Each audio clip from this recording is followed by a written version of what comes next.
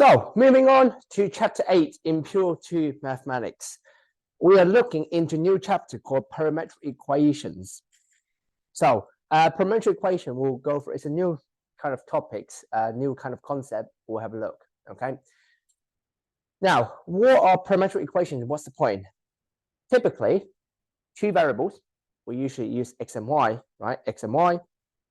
We can relate the two variables by a single equation involving just x and y. So this equation is called Cartesian equation. So anything that involves just x and y, anything that you know is known as Cartesian equation. So all the equations you've learned so far is called Cartesian equation. When it's y equals sine x, y equals 2 sine x plus 3y plus 4, or circle equation, let's say x minus y squared, or x minus 2 squared plus y minus 6 squared equals 10. These are all Cartesian equations, okay? Cartesian. So Cartesian means x and y.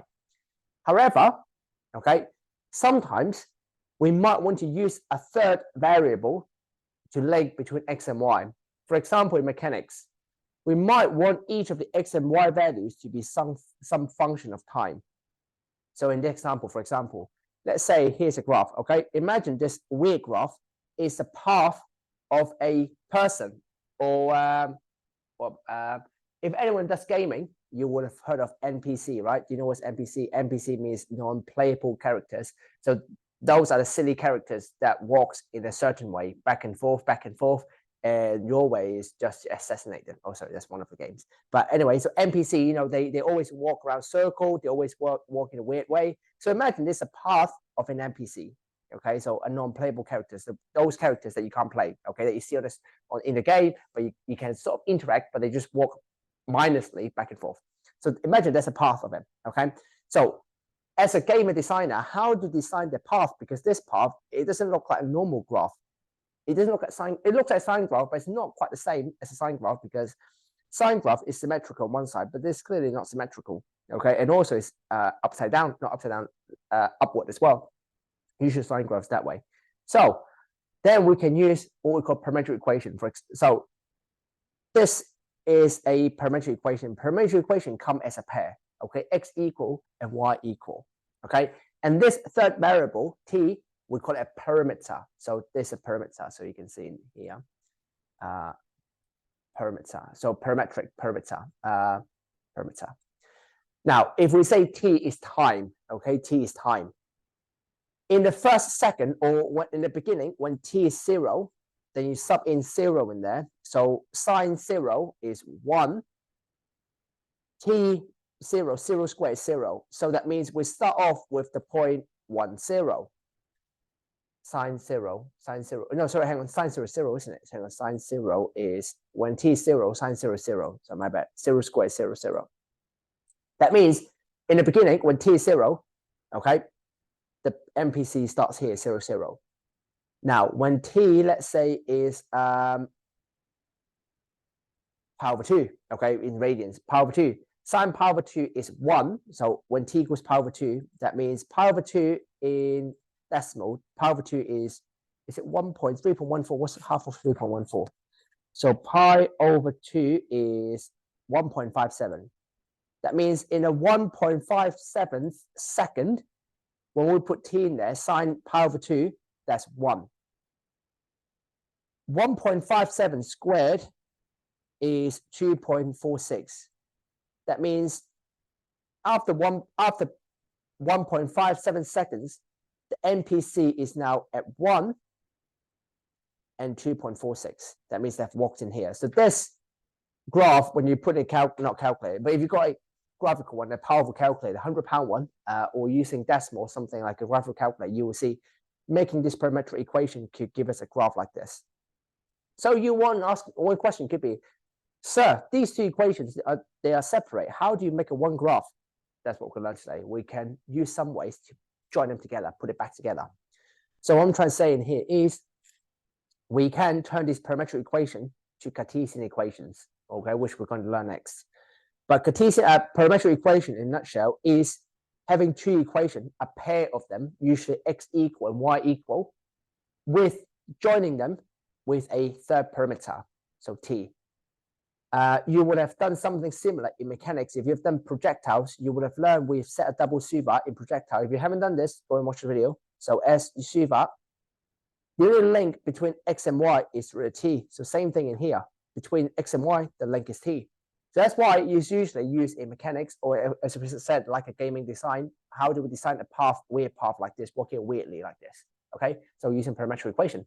So T, imagine is time that we can very accurately locate the position of the NPC of the character in a certain time when T is a certain time. Okay, so when T is 3, you know where it is, etc. Okay, right. So summary: parametric equation, okay, are X and Y defined in terms of some other variable known as the parameter, in this case T. So how do we convert a parametric equation to a Cartesian equation? Now, in simple case, okay, so we are going to make T the subject and substitute into the other equation. Now, this only works for some equations, not all, okay? In particular, the trig ones. So trig ones, we'll see chapter, actually, for trig ones, see chapter 8.2. Okay, so today we'll work it without trig. Okay, so works with more equations, with some equations, but not all. So in particular, the trig ones that we can't use it. But here we'll look at how we can make T a subject and substitute into the other. So let's have a look. Example: a curve has parametric equation x equals 2t equals y equals t squared, where t is between -3 and 3. So what we'll do is I find a Cartesian equation in the form of y equals f(x). So we can start from one equation. So if we start from the x equation, so x equals 2t. So let's say x equals 2t. We make t the subject. So x divided by 2 equals t. I like the subject on the left-hand side. Okay, it's like a preference. It's like the chicken nuggets always go with the sweet and sour dip. Same thing. T subject on the left-hand side. And then we can substitute sub into y equation. So y equals t squared becomes y equals x over 2 squared. So then the t disappears. So this is then a Cartesian already. So this is already a Cartesian.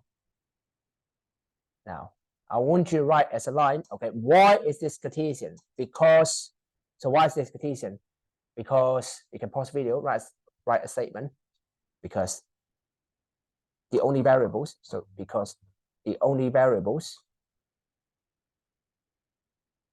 are, sorry about the board, the only variables are x and y, nothing else.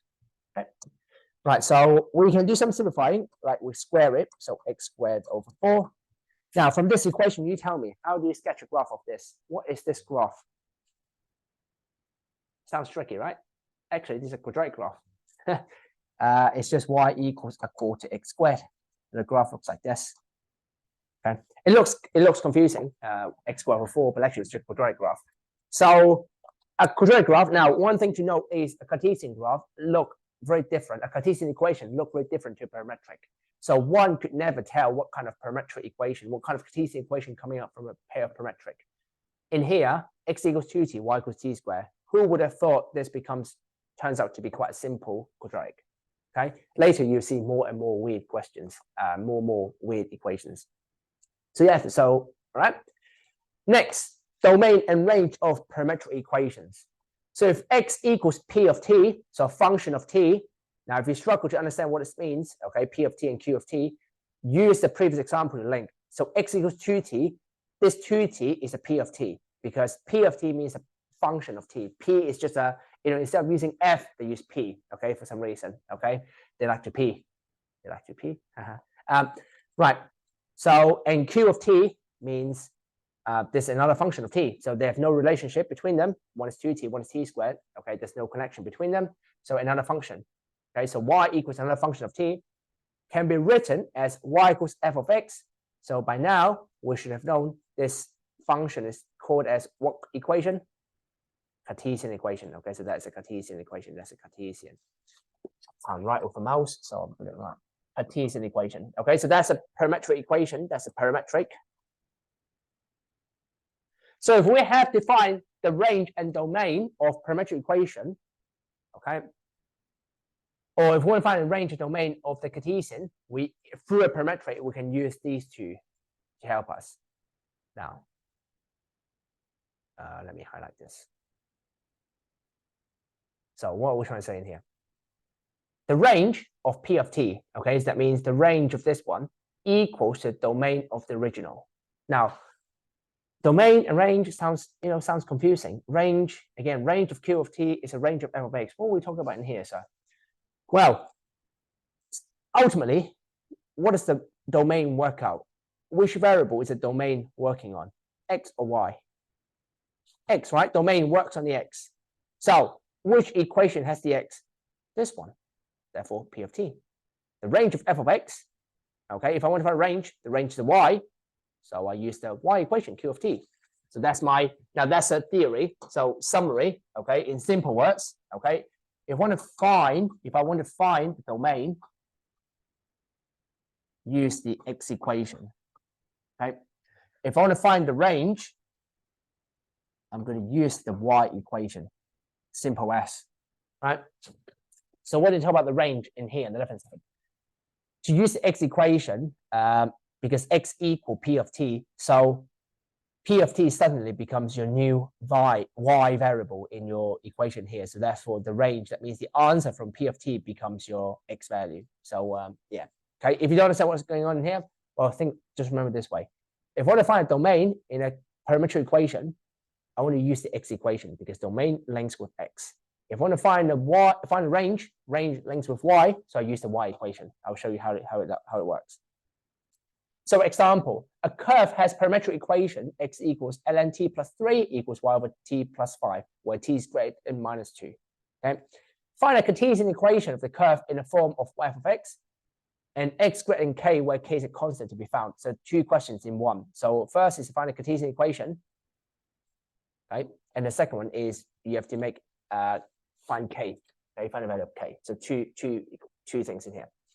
So first one, part A, find a Cartesian equation. Find a Cartesian equation, we'll make t the subject. So let's start with x equals ln t plus 3. So to make t the subject, we had to get rid of e ln. To get ln with e on both sides. So e works the power like this, e to the power of x equals e to the power of ln x plus 3. E and ln can cancel out. So left hand side, e to the power of x equals t plus 3. Bring the plus 3 left hand side, becomes minus e to the power of x minus 3 equals t. As I said, chicken nuggets has to come with the sweet and sour. So as a subject, go on the left. So t equals e to the power of x minus 3. Note, the minus 3 is not in the power. The minus 3 is just on the side. Okay. Next, I substitute into y. So sub into y equation. So what's the y equation? Y equation is y equals 1 over t plus 5. So y equals 1 over e to the power of x minus 3 plus 5. Now, keep the structure of the working out. Left-hand side is y, so keep the y equal. So nothing should be missing every single step, okay? All the ingredients still there, but we'll just simplify it. So y equal, okay? This step to this step, the t has been substituted, but the plus 5 is still there, and the 1 over is still there. So keep the integrity, keep the structure, okay? And then in here, we can simplify into e to the power of x minus 3 plus 5 is plus 2, and that's the answer. That's a Cartesian equation, right? Why? There's no t in there anymore, okay? Next one. The second part of part A, x greater than k. This is the domain because you want to find x. So if I want to find domain, okay, so if I want to find domain, I want to use the x equation. So what is the x equation? The x equation was x equals ln t plus 3. So x equation is the x equals ln t plus 3. Now we are told t is greater than minus 2. So this now becomes working out like a simple domain range question in chapter 2 of pure maths. So we're told t is greater than minus 2. So we're starting minus 2 in there. Let's see how it works. So t equals minus 2, then x equals 2 Oh, actually, hang on a minute. Yeah. So when t equals -2, then x equals to ln -2 plus 3, which is ln1, which is 0. Okay. T has to be greater than -2, so we sub in -1. When t equals -1, x equals ln -1 plus 3. I get, so ln2 is 0.69. So I sub in more values, t equals -2. Let's see what's no, t minus 2, t equals 0. When t equals 0, I see x equals to ln3. That's 1.0999. So I can see numbers getting bigger. So I'm going to test it out as you put a bigger number. When t equals 100, so ln 103, I get x equals 4.63. So you can tell using these, look at these values of t of x values in here. X equals 0, 0.69, 1.099, 4.63. So you can see the numbers getting bigger and bigger, and there's no limit because as the bigger value of t you put in there, the bigger value of x. So to generalize the pattern of numbers, we can use an inequality being x greater than 0, and that's the domain. So that's the domain. Right. So therefore, k equals 0. And that's the answer. Okay. Right. And then next one, want to find the part B. Rather than range of f of x. Okay, rather than range. So part B. Now, to write a range of f of x, I'm not going to use this y equal in here. When I'm given a parametric equation, I'm going to use the range of the parametric equation. Okay, I'm going to use the parametric equation because you're given a parametric equation, then use it. Find the range. So define the range. And to define range, I want to use the y equation. So the y equation was y, the parametric one, not the Cartesian one. So y equals to 1 over t plus 5. Again, t has to be greater than -2. So we'll do the same thing. So when t equals -2, y equals to 1 over -2 plus 5, which is same as 1 over 3. That's same as 0.333. And then we'll put in bigger values. So when t equals to -1, y equals to 1 over -1 plus 5, which is a quarter. That's 0.25. When t equals 0, y equals to 1 over 5, which is 0.2. So can we generalize something? We can see the numbers are getting smaller and smaller. So the biggest we've got is 0.333 or a third. So we're just trying to see if there's any. So we know definitely the highest, the ceiling of the value of y, the ceiling is 0.33, 1/3. But we want to see if there's a floor, if there's a minimum. And so how small can we get? Do we get to negatives? So to test it out, I'm going to put a bigger number in there. So when t equals 100, y equals 1 over 105. 1 over 105 is a very small number, I believe. 1 divided by 2. That's 0.0095 every day. So you can tell we're going to getting smaller and smaller, approaching 0, but it's never going to be negative because as you put 1,000 in there, the fraction will still be positive. So to generalize this, to generalize the value, the biggest, or a third, so we say the range is y less than a third and greater than 0. That's the answer. And so the minimum is 0. We're not touching 0, so that's the minimum. The ceiling, the maximum, is a third, and we're not touching a third either. Well, why are we not touching a third, even though we got a third? Because t, there was no equal in the t. So this value is a greater than. It's not a greater or equal. If it's greater or equal, that means t could be -2. If t could actually be -2, then y could be a third. But t does not equal to -2, so y cannot equal to a third. So that's the range, right? So if you're happy with what I just explained, then I suggest you pause the video, have a go at a question. Okay, this part, there's a separate part to work out range domain, which I edit in so you can practice work out domain and range in a parametric equation. So pause the video, have a go at the question. When you're ready for the answer for part C, for this first part of the answer question, which is Cartesian equation, you can press play. So very straightforwardly, like the previous question we've done, I sub in, I use the x equation, make t a subject.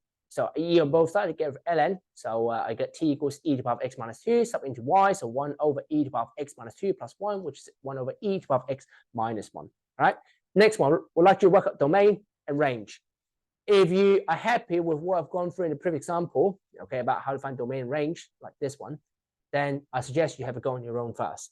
But if you are struggling, then I'll go through with you. Okay. So pause the video now. When you're ready, you can press play. So before we move on, okay, I'll show you the answer so you know you've got right or wrong. The domain is x greater than 0. And the range, that's the final answer. The range is that y also greater equals 0. So if you got it right, well done. If you don't, I'm going to explain it now. So to find domain, I'm going to use the x equation. So I'm going to use the x equation. The x equation was x equal ln t plus 2. So we'll do that. Right? So we're told t has to be greater than minus 1. So when t equals minus 1, x equals ln minus 1 plus 2, which is 0. That's fine. When t equals to 0, x equals to ln 2, which is 0.69. So we can see numbers getting bigger and bigger of the x value. So x equals 2.48. It gets bigger. So well, we can tell if we put t equals 100 in there, then x equals ln 102, which I believe is, so ln 102, that's 4.62. Again, this getting bigger and bigger, so we can wrap up saying x must be greater than 0. Fine, that's a domain. Now for the range, slightly trickier. So for the range, we have to use the y equation. So we're going to use y equals 1 over t plus 1, where t is greater than minus 1. Now the first strange thing happened. When t equals minus 1, y equals 1 over 0, which calculate gives you math error. So mathematically, technically speaking, we call this undefined. There's no value. Okay. Now then this time you have to be careful. I did explain this in chapter 2 before. When this happens, not naturally, when t equals minus 1 doesn't work, normally you go to the next number, which is t equals 0. However, you don't do that in here. You have to try out the numbers in between minus 1 and 0 first. So let's say t equals minus 0.9. So y equal 1 over minus 0.9 plus 1. You want to try out some numbers between minus 1 and 0. So 1 over negative 0.9 plus 1 is 10. Okay. T equals to negative 0.5. Let's put, if I put minus 0.5, minus 0.5 plus 1, 1 over minus 0.5 plus 1 is 2. Okay. So we'll try some numbers. All right. Next one, t equals 0, back to 0. When t equals 0, y equals to 1 over 1, which is 1. When t equals 1, y equals 1 over 2. Okay, so that's 0.5. So we can see it's getting smaller and smaller. Now, to work out a range and domain, what you're interested in is their maximum number and is their minimum number. Okay. Now you would imagine if you put in bigger and bigger number in there. So let's say t equals t equals 1,000. Your y value will be 1 over 1,001, which is quite small. It's around 0.001, I believe, 1, 2, 3, yeah, roughly. Okay. So you can see it's getting smaller and smaller. It's getting closer and closer to 0. So the minimum is 0. Okay. The minimum is 0. But what about the maximum? It's maximum 10 because we found 10. Now this way you have to be careful. Minus 0.9 is not the rate. It's not the t value. The original t value is minus 1. So you have to be, you try to be, what's the word? Experimental. Try all the possible values of t if you can. So what about if we try t equals negative 0.99? Okay. So when I try that, 1 over negative 0.99 plus 1, I get y equals 100. So straight away, the maximum 10 has been broken.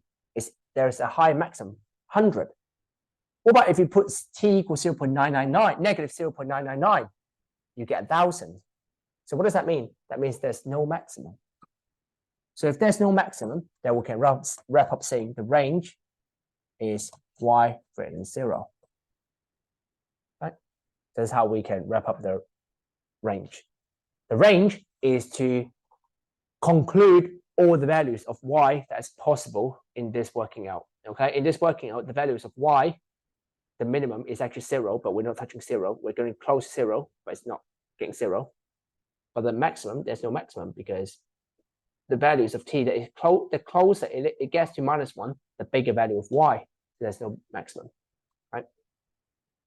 If you're happy with it, now have a go next one, practice question. Again, I'll let you have a go question B first, check your answer before I let you move on. So have a go question B. When you're ready for the answer, you can press play.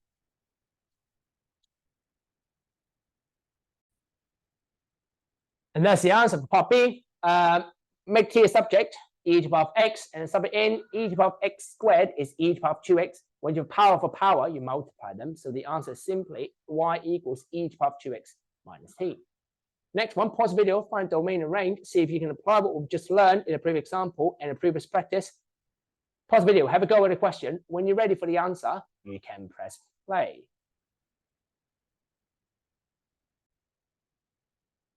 So here's the answer for the domain range. Domain is x belongs to all real numbers, and the range is y greater than -2. So we'll see how. Okay, if you got right, well done. Okay, well done. Then you can stop the video, enjoy the homework. But if you don't, let's go through why. So first of all, domain. So to do a domain, you tell me which equation should we use. Or domain relates to x, so we're going to use the x equal ln t. We're told t is greater than 0. So we'll sub in t equals 0 in there first. When t equals 0, x equals ln 0. I believe that gives you a maths error, if I'm not mistaken. Yes, a maths error is undefined. So what do we do? Well, next number is t equals 1, but we know we have to sub in some numbers in between them. Let's move on for now. We'll come back to this. When t equals 1, x equals ln 1. ln 1 is 0. That's fine. Okay, 0. T equals 2. X equals to ln 2. ln 2 is 0.69. I think we've gone through this number quite a lot of times. 0.69. T equals 3. Is it 4.62? No, 1. I'm wrong. X equals ln 3. That's 1.6. 1.099. So we can see numbers getting bigger and bigger and bigger. So if we put 100 in there, you can see again it's getting bigger and bigger. So again, the question goes with what's the maximum and what's the minimum. So I think we found the maximum. There's no maximum. Okay, so there's no maximum because you can go as big as you want to. Okay, the question is what's the minimum? Why is there no maximum? Just very quickly, because as you put the number t equals 100 in there, you will see x is only getting bigger and bigger when ln 100 is 4.61. So you can see numbers getting bigger and bigger. When you put 1,000, it's getting bigger and bigger again. So there's no maximum.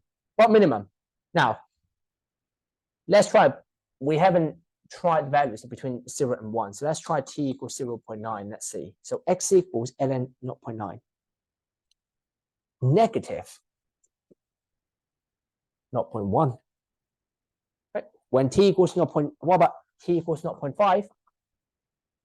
So ln 0.5 is negative 0.69. What about t equals 0.1? It's negative 2 point something, negative 2.3. So again, in terms of negatives, the number is getting bigger and bigger. If you ignore negative, 0.1, 0.69, 2.3 is getting bigger and bigger, but the negative side. So now what number would you test next? I want to test is their minimum. Now you can see it's getting smaller. The value is getting smaller and smaller because it's getting more negative. So getting smaller and smaller.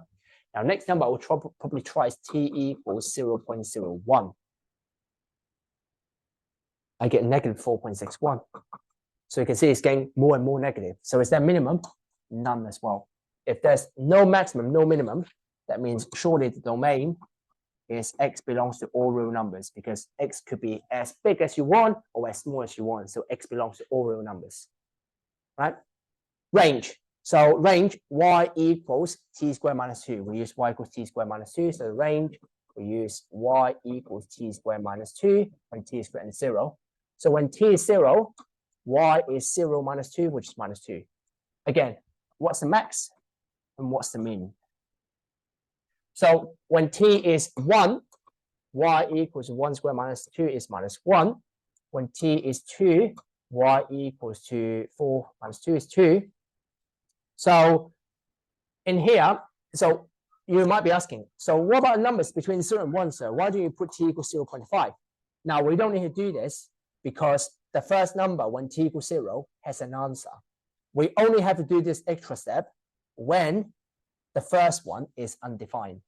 Okay, so now so far what we've seen is the minimum looks like -2. Now remember, these numbers, the minimum maximum could change anytime we find in some new discoveries.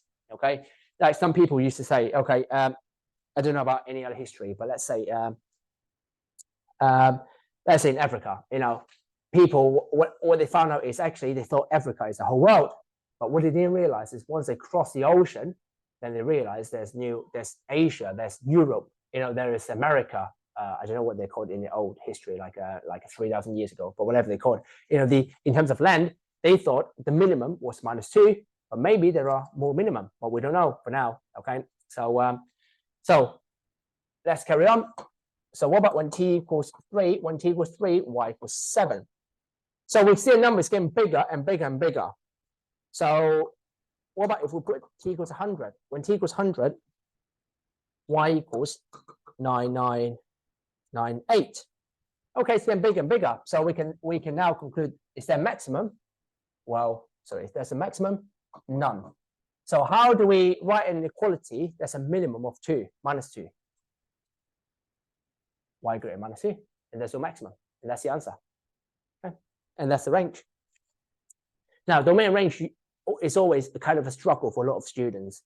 So my suggestion is to work out domain range. First of all, if you want to find domain in a Cartesian equation, use the x equation, and then whatever value is given for t, sub it in first and look for the patterns. What's the max? What's the min? Okay. And then once you know your max and minimum, then you can make an inequality out of it. All right. But the best suggestion is to try to fit in as many t values as you can to see if you can make sure your value is always valid. So y is greater than -2, this is always valid in here. Okay. And that's the end of chapter 8.1.